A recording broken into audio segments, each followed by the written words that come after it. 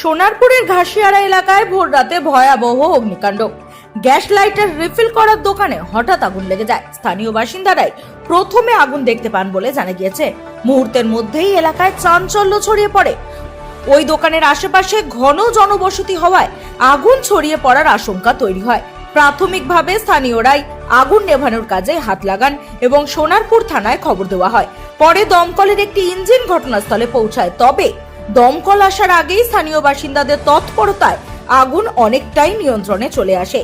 এই অগ্নিকাণ্ডে দোকানটি সম্পূর্ণভাবে ভস্মীভূত হয়ে গেছে বলে জানা যায়। দোকানের আশেপাশে থাকা একাধিক দোকান ও মানুষের ঘনবসতি থাকায় বড়সড় দুর্ঘটনার আশঙ্কা তৈরি হয়েছিল। অগ্নিকাণ্ডের জেরে গোটা এলাকায় আতঙ্ক ছড়িয়ে পড়ে। আগুন লাগার ঠিক কারণ এখনো জানা যায়নি। ঘটনার তদন্ত শুরু করেছে পুলিশ। অনুমান, গ্যাস লাইটার রিফিলের দোকানে ধার্য পদার্থ থাকায় সেখান থেকেই কোনোভাবে এই অগ্নিকাণ্ডের ঘটনা ঘটেছে। শীতের হাওয়ার দাপটে দ্রুত ভয়াবহ রূপ নেয় এই ঘটনা।